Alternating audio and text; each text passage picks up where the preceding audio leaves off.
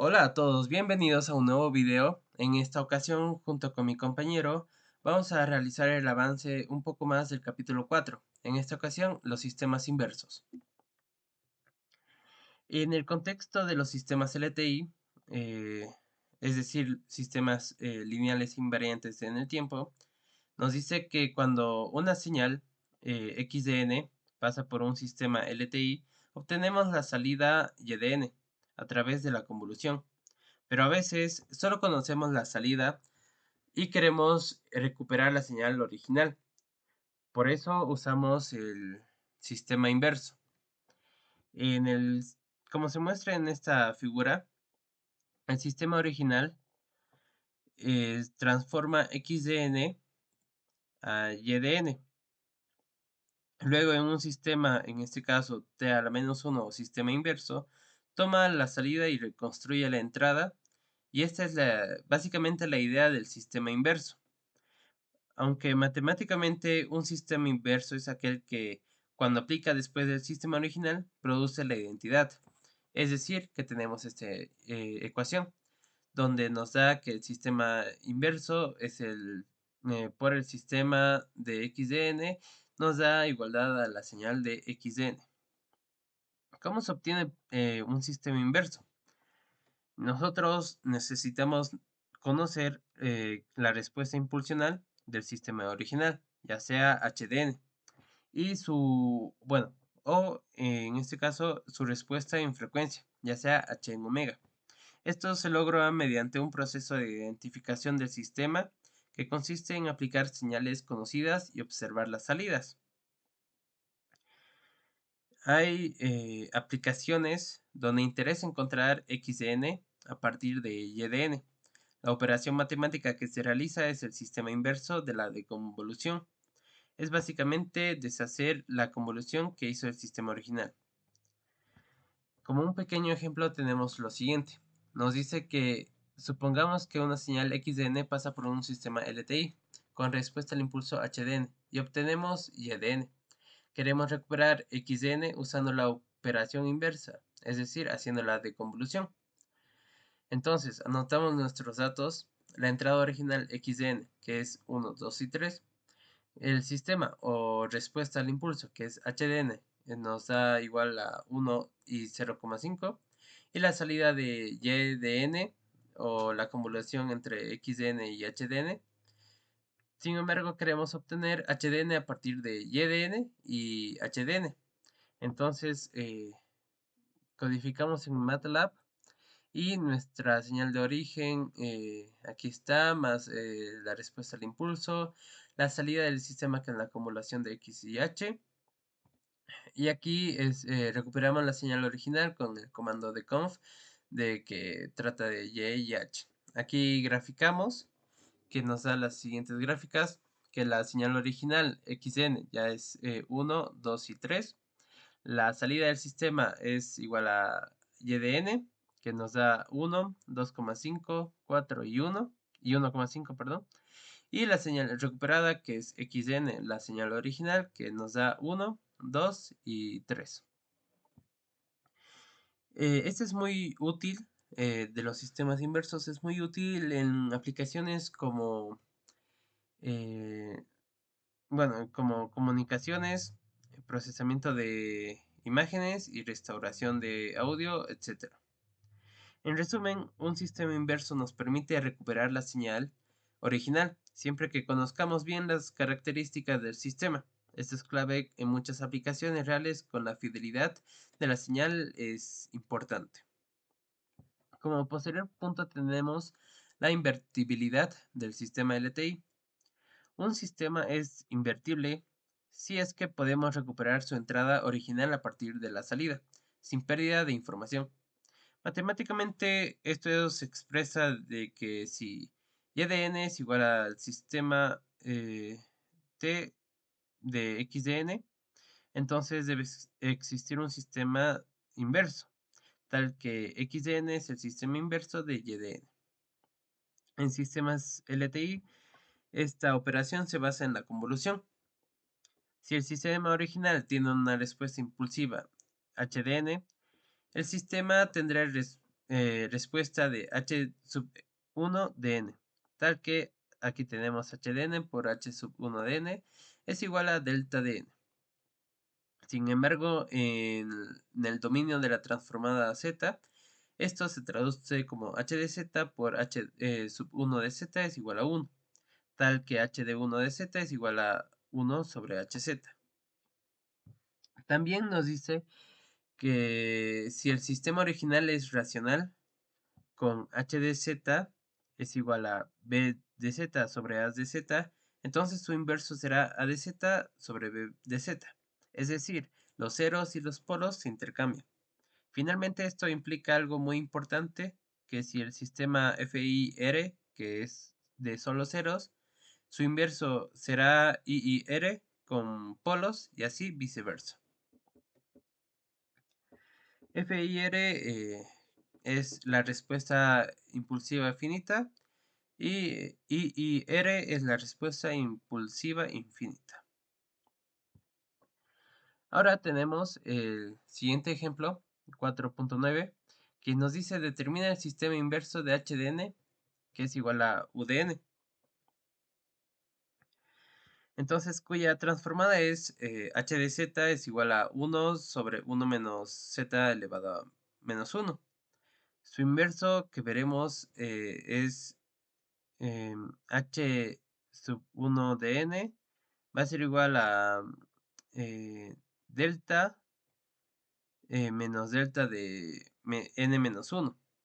Entonces, para entender un poco mejor este ejemplo, vamos a realizarlo en MATLAB, que este es el código, que aquí, bueno, ponemos aquí la longitud de truncación para UN, luego aquí ponemos la señal U de n, delta, aquí está delta de n menos delta de n menos 1, y aquí tenemos la convolución, y aquí podemos, bueno, aquí tenemos las gráficas, que son las siguientes.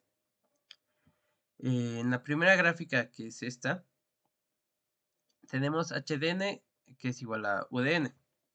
En este primer gráfico se muestra que, bueno, que esta igualdad, que la función escalón unidad, es decir, que para n sea mayor o igual a 0, tenemos que h de n va a ser igual a 1.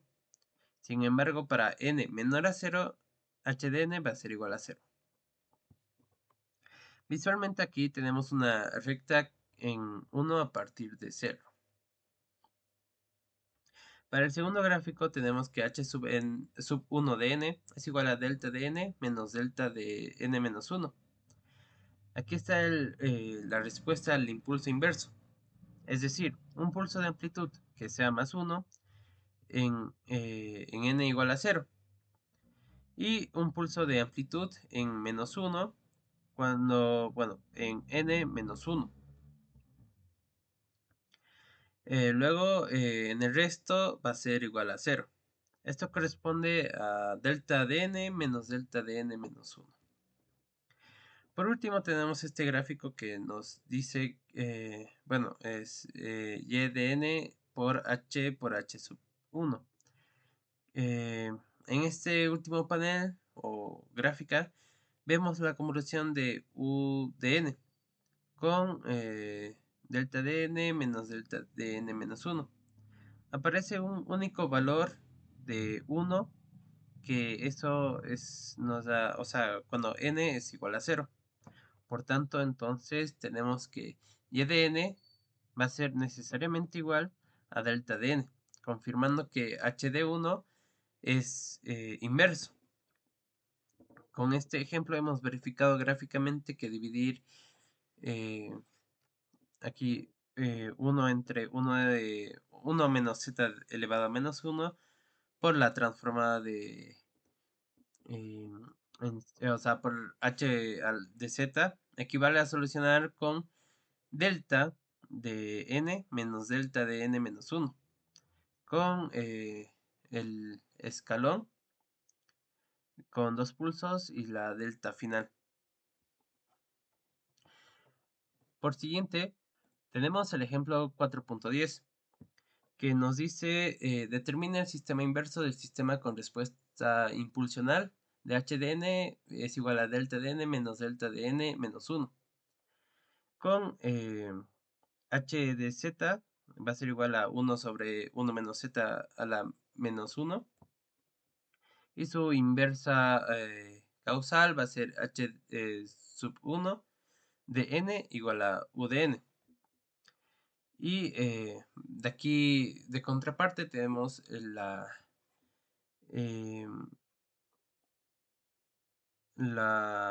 bueno, respuesta anticausal que nos da igual a sub 1 de n es igual a menos u de menos n menos 1. Entonces, para entender un poco mejor, vamos a hacer códigos en MATLAB con el siguiente código. Que aquí hacemos la truncación para UDN. Aquí tenemos la señal eh, HDN.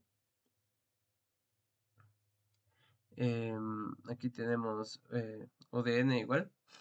Y aquí graficamos las siguientes gráficas que nos da MATLAB.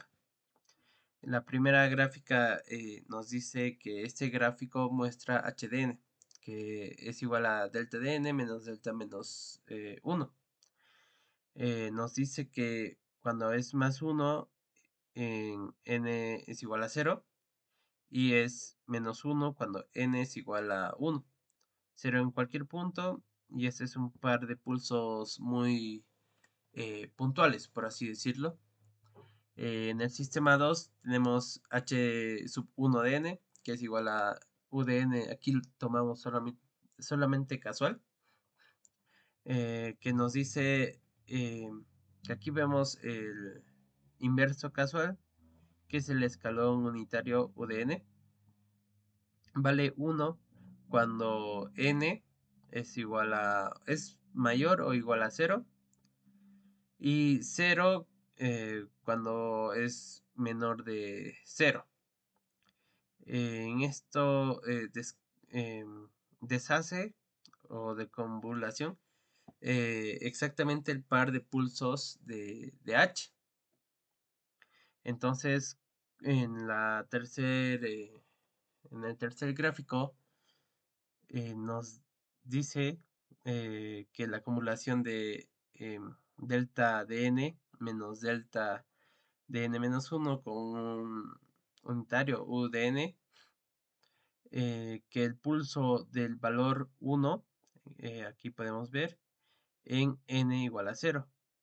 Y luego va a ser 0 para n que sea diferente a 0.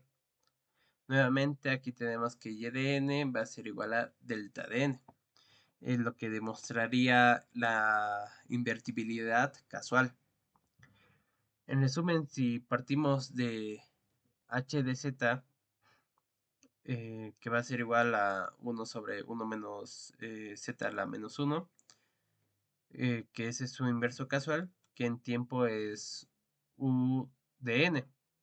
Con esto, bueno, ya hemos terminado este ejemplo, el ejemplo 4.10, y pasamos al ejemplo 4.11, que nos dice que, bueno, que tenemos que determinar el inverso casual del sistema de respuesta impulsional de h de n, que va a ser igual a delta de n menos alfa por delta de n menos 1, con h de 0 va a ser igual a 1, h de 1 va a ser igual a menos alfa, h de n va a ser igual a 0 y para n mayor o igual a 2. Entonces, tenemos las siguientes igualdades con base a bueno, esta respuesta impulsional. Entonces, tenemos que h de 1 de 0 va a ser igual a 1 sobre h de 0, que a su vez va a ser igual a 1. Luego tenemos h de 1 va a ser igual a la negativa de h de 1 por h de 0 sobre h de 0, que esto va a ser igual a alfa. Posteriormente a esto tenemos que h de 1 de 2 va a ser igual a la negativa de h de 1 por h sub 1 de 1 más h2 por h de 1, bueno, h sub 1 de 0 es igual a negativo por el negativo de alfa por alfa, que esto nos va a dar igual a alfa al cuadrado. Entonces, si seguimos así con h de 1 de 3, nos da la igualdad de h de 1 por h sub 1 de 2 más h de 2 por h de 1, h sub 1 de 1 más h de 3 por h sub 1 de 0, que eso nos va a dar igualdad de alfa al cubo. Entonces, si repetimos esta secuencia, vamos a tener de conclusión que h de 1, h sub 1 de n va a ser igual a alfa elevado a n. Entonces, es lo mismo, vamos a graficar con el código en MATLAB, que aquí ponemos los parámetros, los vectores de índices, definimos las respuestas al impulso, y aquí tenemos la convolución de y de n, y aquí mismo graficamos, y nos da estas tres gráficas. En la primera gráfica que nos dice de h de n va a ser igual a delta de n menos, en este caso 0,7, por delta de n menos 1, vemos que la respuesta al impulso del sistema original va a ser igual a h de n. Aparece un valor 1 en n igual a 0, que es básicamente delta de n. Aparece un valor menos alfa en n menos 1, que corresponde a menos alfa de delta de n menos 1. Y para n mayor o igual a 2 y necesariamente n menor a 0, la respuesta va a ser igual a 0. Esto refleja exactamente la expresión analítica, que es un pulso seguido de 1 negativo por alfa. Aquí tomamos el 0,7, que es el valor de alfa. En la segunda gráfica, ahora pasamos al inverso casual, ya sea h sub 1 de n, que es igual a 0,7 elevado a n por u de n. Aquí vemos una serie geométrica que arranca de n0 con alfa elevado a 0, que va a ser igual a 1. Para cada que n sea mayor o igual a 0, el valor va a ser igual a alfa elevado a n. Como el módulo de alfa es menor a 1, la secuencia decae exponencialmente. En la práctica, después de unas cuantas muestras, su contribución va a ser muy pequeña, insignificante. Este es el kernel que deshace el retardo y escalado introducido por HDN. Entonces, bueno, la última gráfica, que es la acumulación de YDN, que va a ser igual a HDN por H sub 1 de n, que muestra la acumulación, que observamos que cuando n va a ser igual a 0, aparece el pulso valor a 1, que va a ser y de n. Y para n que sea mayor o igual a 1 y necesariamente menor a 0, todos los valores son exactamente 0, como podemos ver aquí. Cuando n es 1 es 0, n es 2 es 0, n es igual a 3, 0, n4 es igual a 0 y n5 es igual a 0 y así sucesivamente. Esto confirma que y de n va a ser igual a delta de n. En otras palabras, podemos decir que h sub 1 de n va a ser bueno, encontramos que sí o sí va a ser el inverso de h de n. Bueno, continuando con lo que viene siendo sistemas de fase mínima, fase máxima y fase mixta, perdón. ¿Qué nos dice? Dice que tiene una cierta relación con lo que viene siendo sistemas de inversión. justamente lo que vemos acá, que nos dice la invertibilidad de un sistema LTI está íntimamente relacionada con las características de la función espectral de fase del sistema. Para poder entender lo que expliqué, lo que se leyó, pues vamos a estar utilizando dos sistemas FIR, dos filtros FIR, que viene siendo este de acá y este de acá. Que en acá yo ya tengo ya determinados sus ceros en este caso, pero estos también se pueden demostrar de lo que es, ¿no? Y en este caso yo, por ejemplo, como había mencionado, tengo su cero de acá que es igual a menos un medio y su cero de acá que lo voy a realizar más arriba que es igual a menos 2, ¿no? Como había mencionado, yo voy a realizar una pequeña demostración, por así decirlo, para ver que sí están los ceros correctamente hallados. Perdón. En acá tendríamos, pues básicamente esto se hace simplemente reemplazando lo que es en z el valor de los ceros. Acá tendríamos que es igual a menos un medio a la menos 1 y esto tendríamos que es igual a 1 de menos 2 igual a la menos 1 y en acá realizando esto tendríamos que es igual a 1 menos 1 y acá tendríamos 0, que es básicamente lo que queríamos demostrar justamente, ¿no? Para el otro ejercicio básicamente es lo mismo, es prácticamente lo mismo, perdón. No cambia nada básicamente. O sea, simplemente reemplazamos lo que es en el valor de z, el polo que, digo, el cero que habíamos hallado, ¿no? Acá pues reemplazamos, que es igual a un medio. Van a disculpar, que es igual a un medio, en este caso más, en acá menos un medio, dando la vuelta, aplicando la inversa, tendríamos que es igual a esto, realizando una operación matemática, tendríamos que es igual a 0. Bueno, con eso demostrado, avanzamos, que nos dice que es también conjuntamente con los ceros hallados podríamos demostrar que el valor absoluto reemplazando lo que es omega tendríamos una igualdad entre h sub 1 y h sub 2 aplicando omega, que nos da igual a ¿qué? A la raíz cuadrada de 5 cuartos más coseno de omega. Esto igual yo lo voy a resolver, pero simplemente de esta función de acá, que es, o sea, todos sabemos cómo pasar de un sistema, de una función z a Euler, pero pues para poder entenderlo un poquito mejor, pues es que yo lo voy a pasar a lo que es Euler en este caso, ¿no?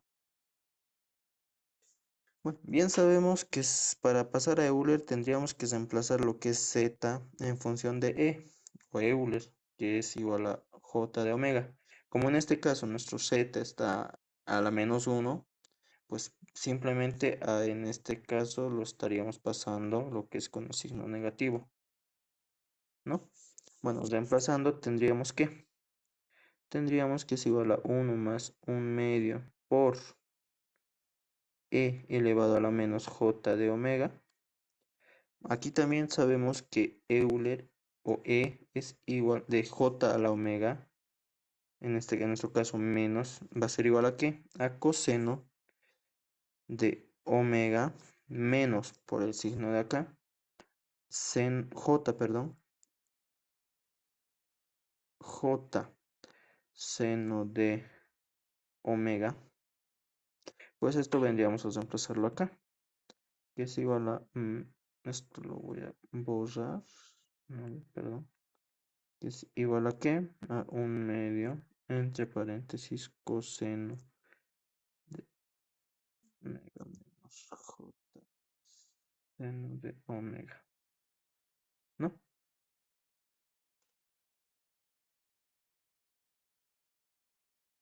A esto lo que nosotros estaríamos realizando es una multiplicación rápida, lo cual como resultado que nos estaría dando 1 más un medio, perdón, disculpar, más un medio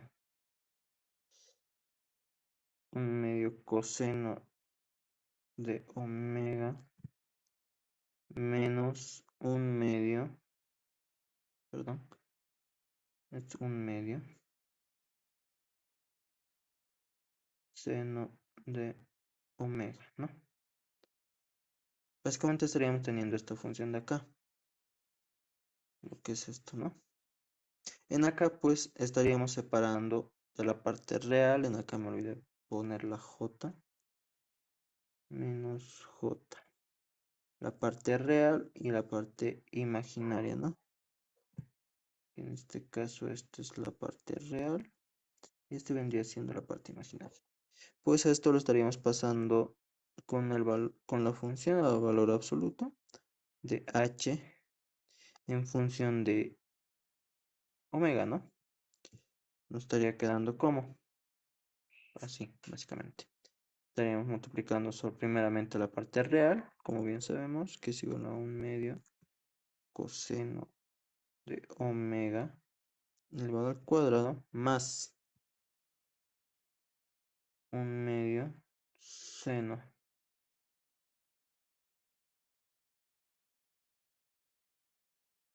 de omega elevado al cuadrado, ¿no?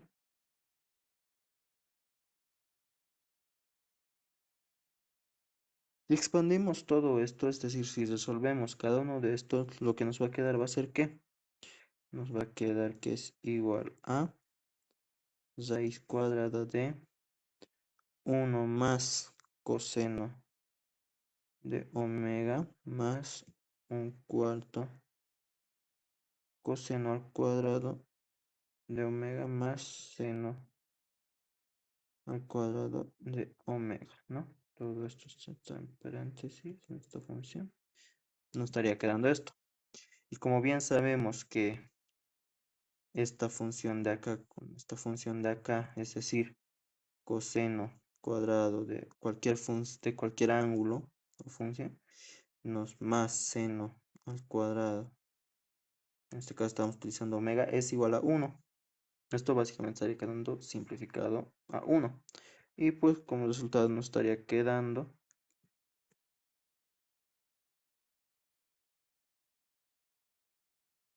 lo que es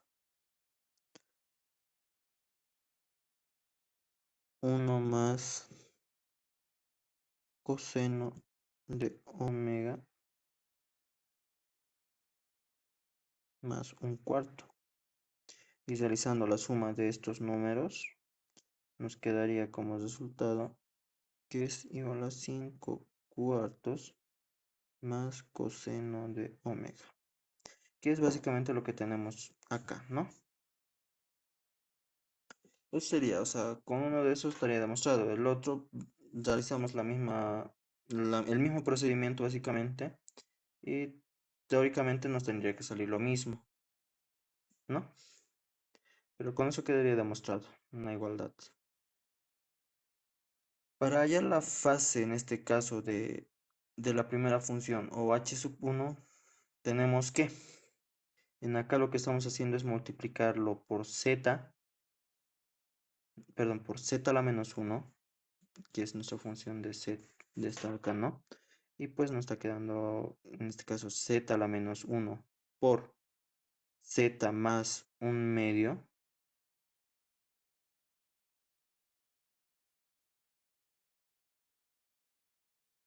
Y pues estaríamos sacando su fase de omega, que es el argumento de e elevado a la menos j por omega, por e elevado a la j por omega más un medio. En este caso estamos reemplazando lo que es z igual a Euler, ¿no? Que habíamos dicho que es igual a j a la omega, dependiendo si acá tiene su menos 1, viene siendo menos acá o no, ¿no? Perdón. Básicamente sería eso.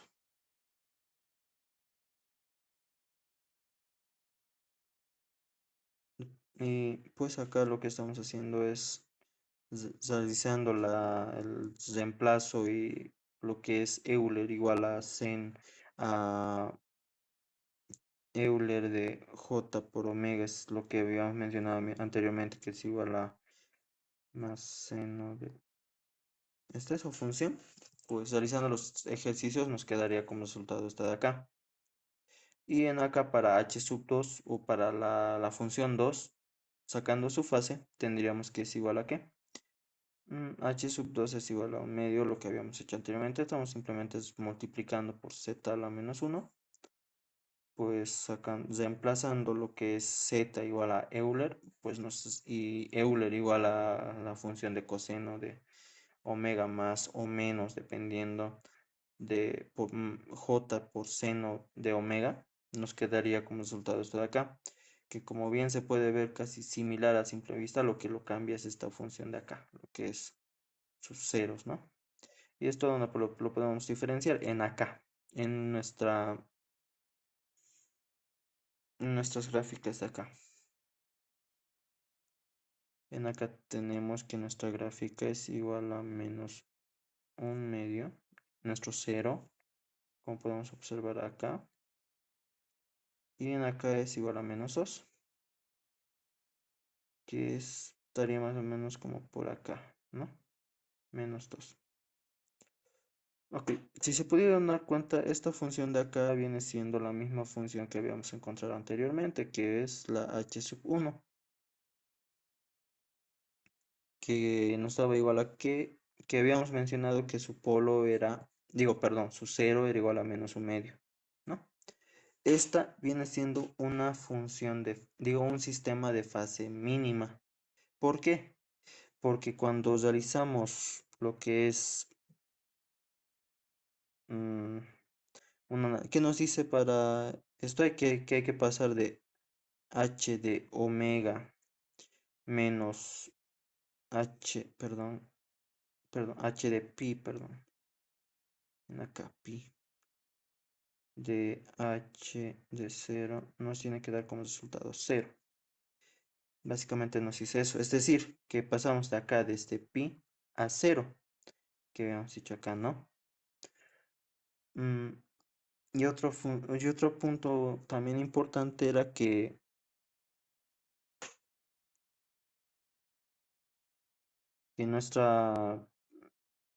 nuestro cero se tendría que encontrar dentro del círculo unitario, ya sea desde menos uno hasta menos uno, digo hasta uno, perdón, tendrían que encontrarse dentro de este círculo, ¿no? Como habíamos visto anteriormente. Aquí como podemos ver en el gráfico del lado derecho, que si se pudieron dar cuenta que en este caso el gráfico viene siendo la función 2 o h sub 2, que como habíamos mencionado su ángulo venía siendo igual a menos 2, pues en acá se encuentra más o menos, había mencionado anteriormente, igual que se encuentra, digo su cero, perdón, su cero se encuentra a menos 2, ¿no? En acá, ¿qué está haciendo esta función? Está pasando desde 0 a pi radianes de manera un poco brusca, por así decirlo, que para esto estaríamos denominando como su función, vendría siendo su ángulo de fase de h de pi, como habíamos mencionado, menos el ángulo de fase de h de 0. Como resultado nos estaría dando más o menos más menos pi, que en este caso pues esto lo estaría diferenciando viene siendo un sistema de fase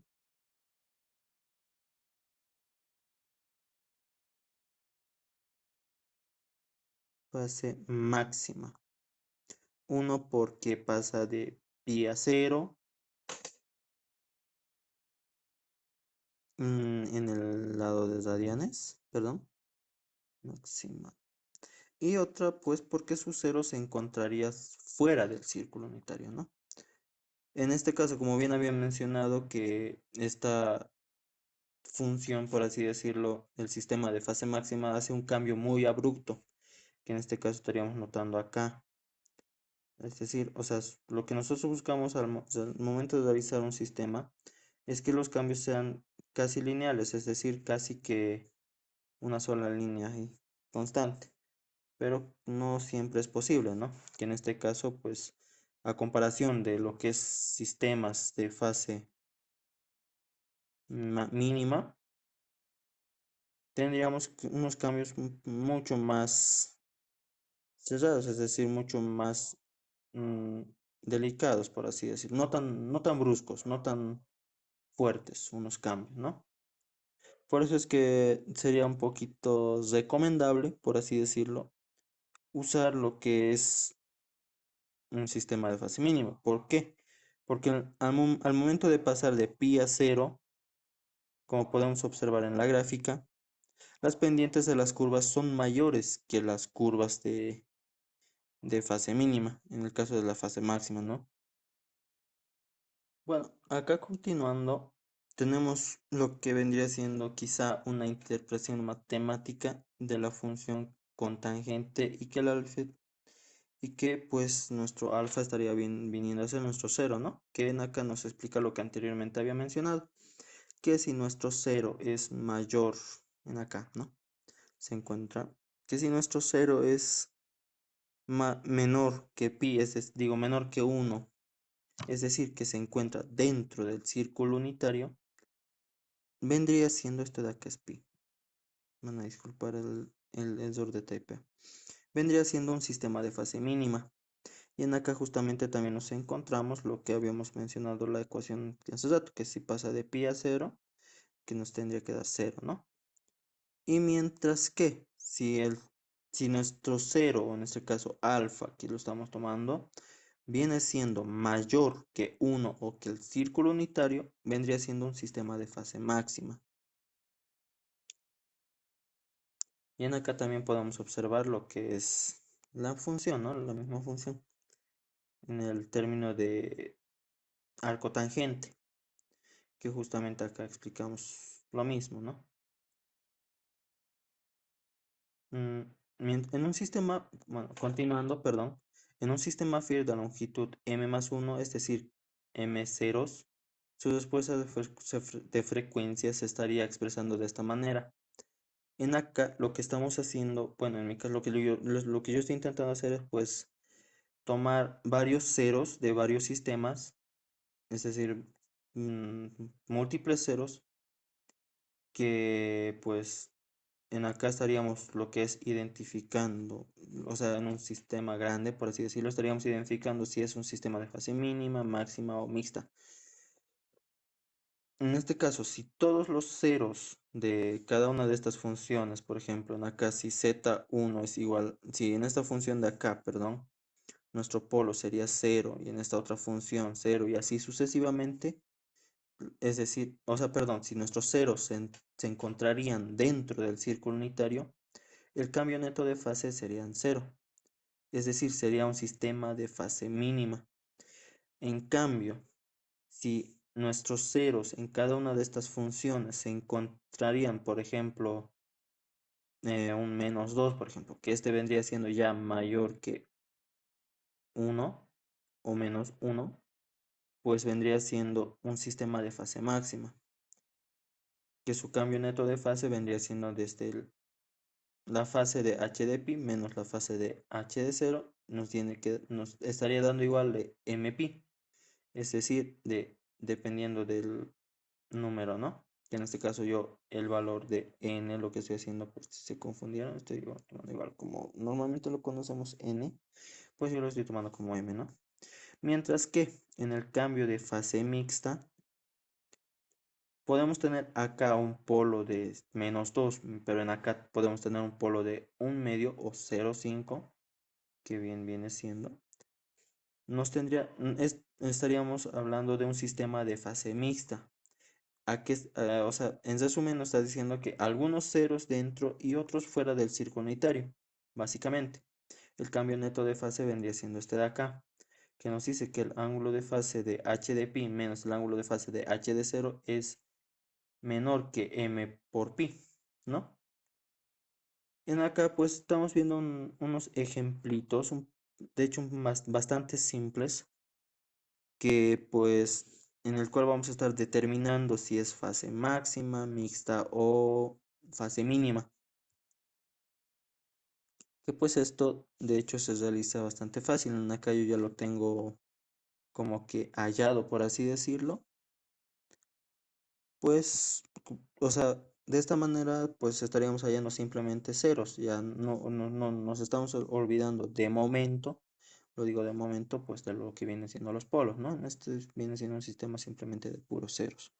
Esto como lo estaríamos realizando para hallar sus ceros. Yo sé que en acá uno de sus ceros viene siendo un tercio y otro cero, perdón, acá voy a poner z sub 0 igual a y z sub 1 igual a menos un medio. Esto lo voy a borrar. Ahora mismo lo voy a demostrar por qué, cómo he sacado. Esto como lo saqué, de esta manera. Primeramente lo que hice fue multiplicar esta función de acá, que lo voy a pasar acá abajito, z más z, 6 más z menos 1, menos z a la menos 2. Lo que estoy haciendo es multiplicar por z al cuadrado, lo que como resultado nos estaría dando 6z al cuadrado más z menos 1. Todo esto igual a 0, ¿no? Acá lo que yo voy a utilizar va a ser una ecuación bastante conocida que viene siendo la que normalmente conocemos, ¿no? Aplicando la fórmula cuadrática en este caso.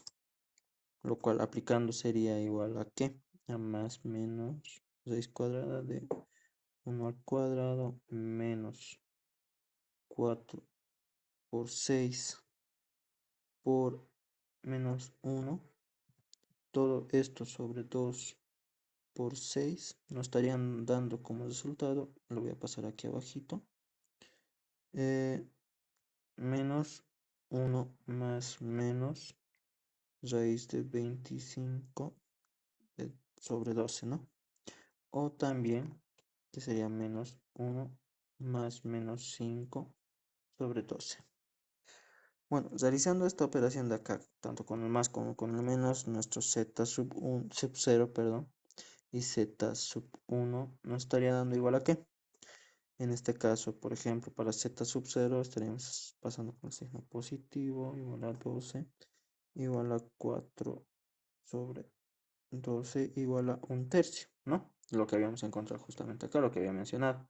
Y para z sub 1 realizamos lo mismo, pero con el signo negativo, lo que es en este caso igual a menos 6, perdón, este es menos, acá me olvidé, por eso acá sale 4, ¿no?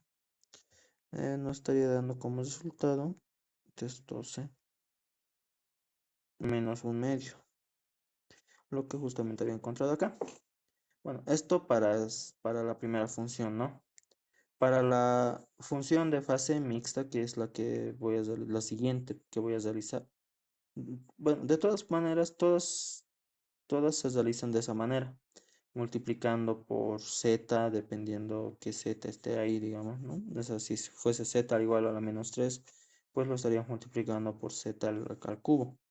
Pero como en este caso tenemos todo que está elevado al cuadrado, pues todo lo multiplicamos por z al cuadrado, ¿no? Un segundito que borro esto y pasamos con el siguiente ejercicio. Esto lo voy a dejar anotado acá. Bueno, continuando con este, como había mencionado, multiplicando por z al cuadrado, tendríamos que, bueno, multiplicando, vamos a anotar acá todo, de z a la menos 1 menos 3 medios de z a la menos 2.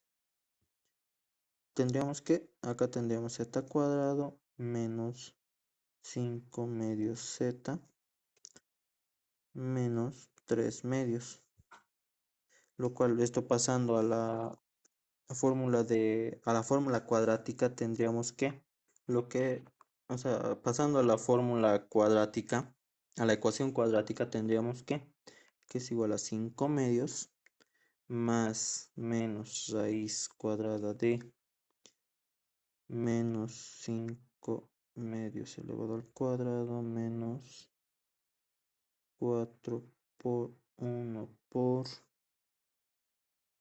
menos 3 medios, todo esto sobre 2.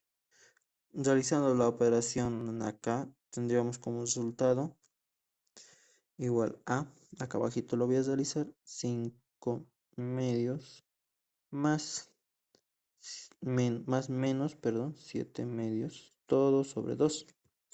Y ya para sacar lo que es nuestro z sub 0, tendríamos que es igual a 5 medios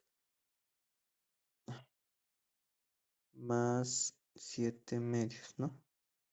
Todo esto sobre 2, lo cual tendríamos que es igual a 12 medios sobre 2 igual a 3, que este vendría siendo nuestro primer cero, ¿no? Esto de acá. Para el siguiente tendríamos que es igual a z sub 1, que es igual a 5 medios, menos en este caso, ¿no? Sobre 2, 2, que esto nos da igual a menos 2 medios sobre 2, lo cual nos estaría dando como resultado menos 1 medio o menos 0,5. Que en acá, como podemos observar, este 0 se encuentra dentro del círculo unitario, es decir, mm, que se encontraría dentro de nuestro círculo unitario, ¿no? Que en acá tendríamos límite de menos 1, 1, 1 y menos 1. Que esto más o menos se encontraría por acá, 0,5 menos. Mientras que nuestro otro 0, que en este caso es 3, se encontraría por acá, digamos, ¿no? Alargando 3, que esto se encontraría fuera. Y esto que nos había dicho, que si un polo se encuentra fuera, pero se encuentra otro polo dentro, este vendría siendo una fase mixta. Bueno, eso sería un poquito una parte de la resolución, por así decirlo, del ejercicio en este caso, de un ejercicio bastante simple de lo que es sistemas, ¿no? Ahora, quizá un ejemplo ya por parte mía, que lo voy a realizar en esta parte de acá, que está un poquito más vacía. eh, ya con lo que viene siendo con polos y ceros, tendríamos que, es mucho más sencillo, de hecho, este de acá, es este de acá. A ver, 0,5 z a la menos 2 de z a la menos 0,3 de z a la menos 0,8, ¿no? Bueno, en acá bien sabemos que sus polos son estos de aquí arriba, que vendrían siendo sus polos igual a z de 0,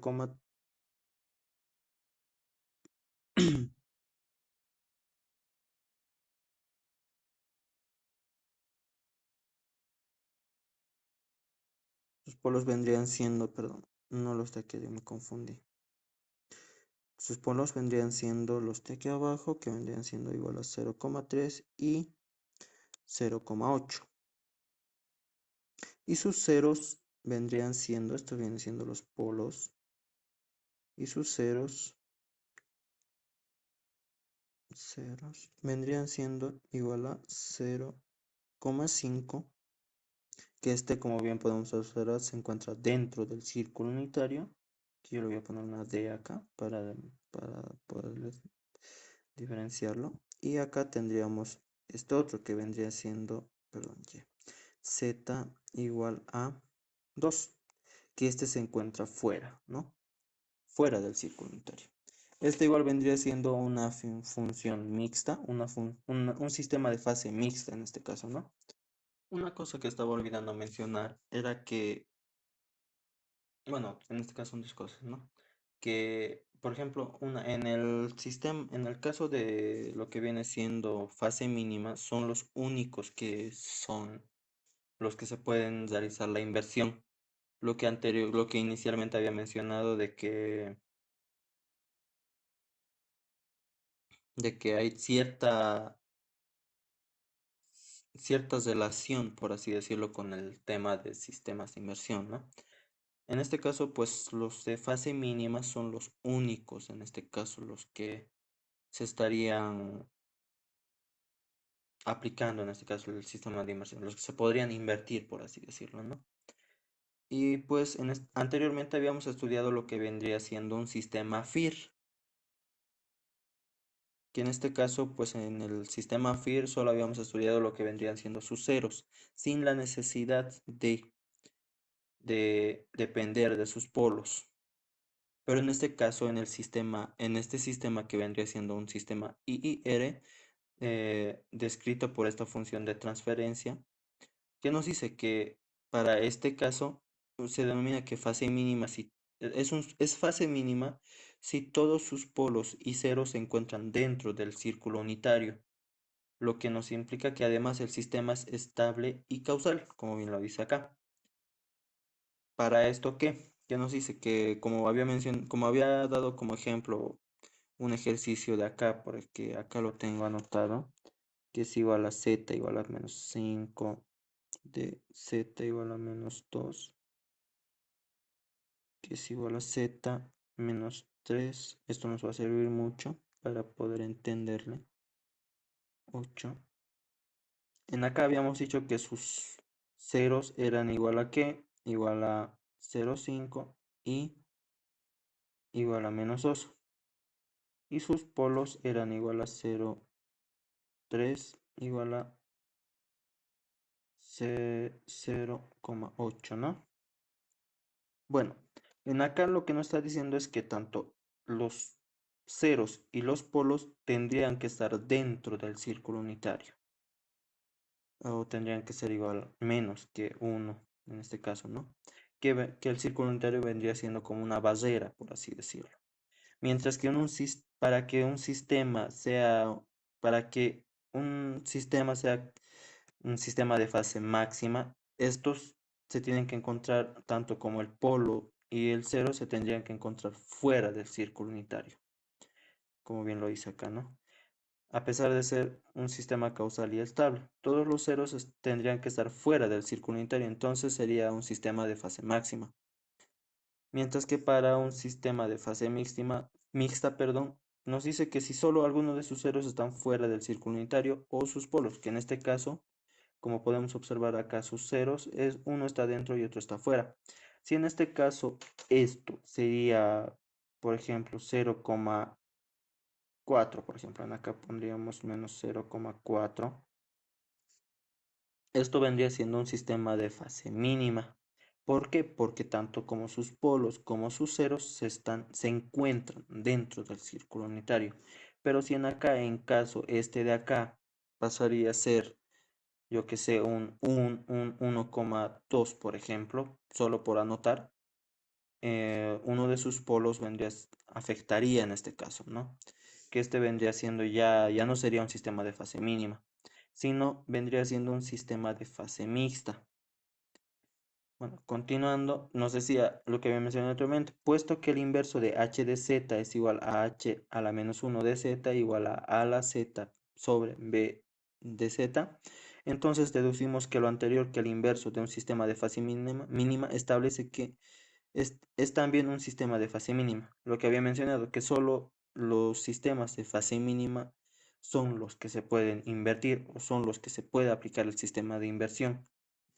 En, en general, la fase mínima de h de z nos asegura la estabilidad de un sistema inverso y de un sistema inverso de acá y la estabilidad de un sistema de h de z, lo cual nos asegura la fase mínima de h de z h a la menos 1 de z. Los sistemas de fase mínima o máxima tienen sistemas inversos inestables, es decir, que no es una buena opción, por así decirlo, pues realizarle una inversión. Por eso es que tienen cierta relación, como había mencionado en un inicio, entre estos dos sistemas. En el tema de descomposición de sistemas, ¿qué nos dice? Nos dice que cualquier sistema de función de transferencias racional y de fase no mínima puede descomponerse en la cascada de un sistema de fase mínima y filtro pasa todo. ¿A qué se refiere? Que un sistema que como comúnmente lo conocíamos nosotros, que habíamos mencionado que sus polos bien pueden estar dentro, sus ceros, pero basta que un cero se encuentre fuera, deja de ser mínima.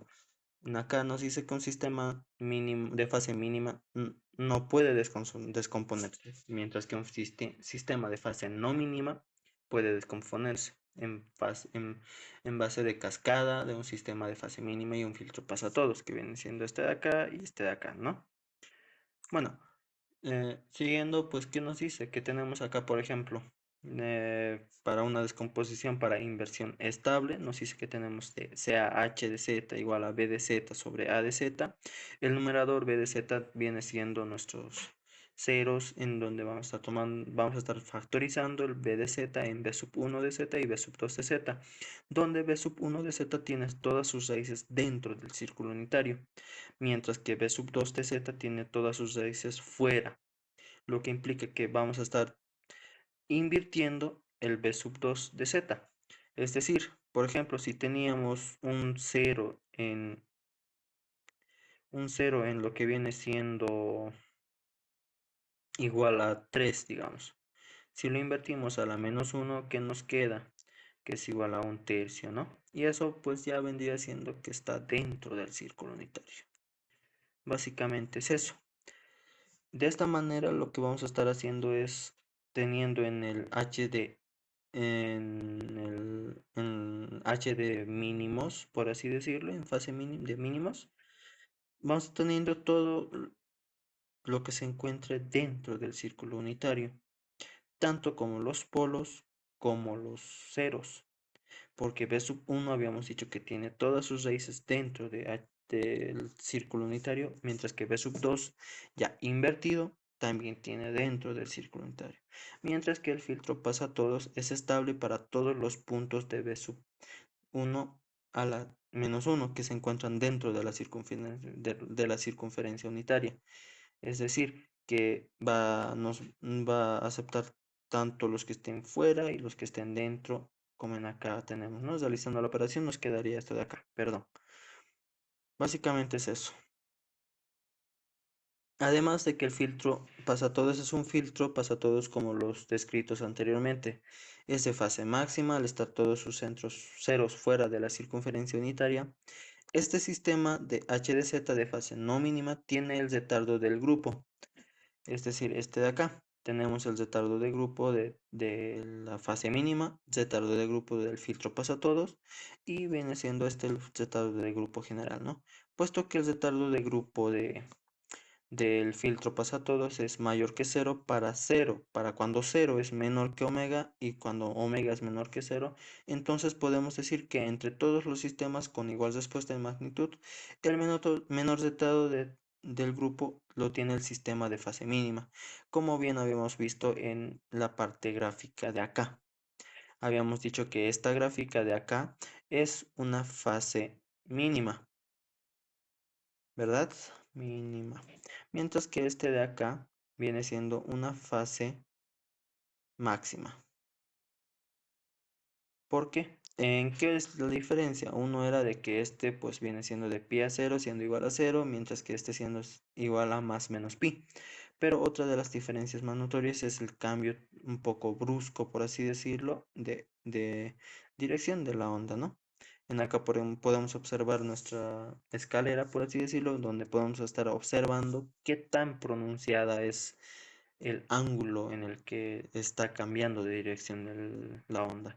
Mientras que en acá es un poco más inclinada, por así decirlo, porque va tendiendo más a cero y es, tiene menos retardo, por ende, ¿no? Y por el cual es mejor utilizar un sistema de fase mínima, como bien lo recomienda acá, justo acá, ¿no? Es el que tiene menor retardo del grupo y es el que mejor se adapta a todo tipo de sistemas, ¿no? Pasando con lo que es identificación de sistemas, en este caso vamos a estar identificando sistemas, por ejemplo, como bien habíamos hecho para diferentes materias, como bien viene siendo control.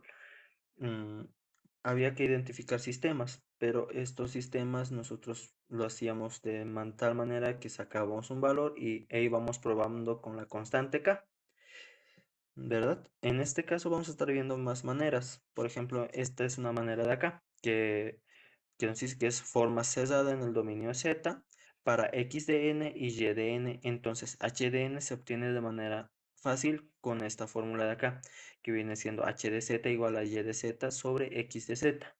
Esta es la manera más sencilla en la que podríamos hallar un sistema, pero no la más recomendada, claro está. Bueno, en el siguiente punto tenemos en el tratar directamente la convolución en el dominio del tiempo, asumiendo que h de n es causal. En acá lo que estamos haciendo es aplicando, mejor dicho, es una sumatoria desde k igual a 0 a n de h de k de x de n menos k, siendo n mayor o igual que 0. Mientras que y de n es igual a h de 0 de x de 0, siendo igual esto a h de 0 igual a y de 0 sobre x de 0, lo cual sí se ve bastante sencillo, ya habiendo ya hallado, por ejemplo, esto, porque bien sabemos que si hallamos h de n, van a disculpar la letra, que si hallamos h de n, ya habríamos hallado h de z y h de y demás, ¿no? O sea, ya habríamos hallado todo lo demás. Y pues pasando de esta fórmula de acá, pues estaríamos pasando a una fórmula general. Por eso es que esta parte, perdón, me salté, van a disculpar, por eso es que esta parte es un poquito más sencilla. Pero pues aquí aplicando matemáticamente hablando, pues acá lo que estamos haciendo es justamente lo que me mencioné en un inicio, ir probando pues con la constante k, dependiendo qué valores nos vamos a dar, haciendo pruebas y demás cosas, lo cual aquí, a pesar de estar asumiendo que x de 0 es diferente a 0, el problema se torna numéricamente inestable para cuando sea n igual, para cuando n sea mayor que 1. En el siguiente método, lo que vamos a estar utilizando es la correlación cruzada entre la entrada y la salida. Como bien habíamos visto, tenemos en acá dos entradas, una entrada y una salida, que es de y de n, sistema LTI, ¿no? De x de n, ¿no?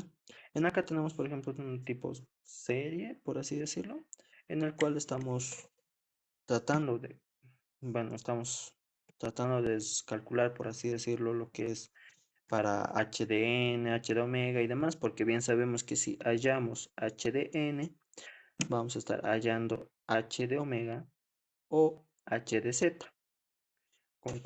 Nos basta con que hallemos cualquiera de los dos para poder hallar el resto, ¿no? Bueno, acá continuando, ¿qué nos dice que tenemos en acá? Que es igual de r de y de x de n es igual a y de n por x de menos n igual a h de n por x de n por x de menos n. Todo esto igual a ¿qué? H de n por r de x de n, ¿no? En acá tenemos r de y de x, r de yx de n es igual a la sumatoria desde k igual a 0 hasta infinito de h de k de r sub xx de n menos k. Realizando aquí lo que es la transformada de Fourier y la transformada inversa de Fourier, aplicando también lo que es la de convolución, nos quedaría como resultado esto de acá, esta fórmula de acá, que nos dice que es igual a s de y de x de omega es igual a h de omega, lo cual también nos dice que es igual a h de omega es igual a qué, lo cual es igual a h de omega por s de xx de omega igual a h de omega por el valor absoluto al cuadrado de x de omega.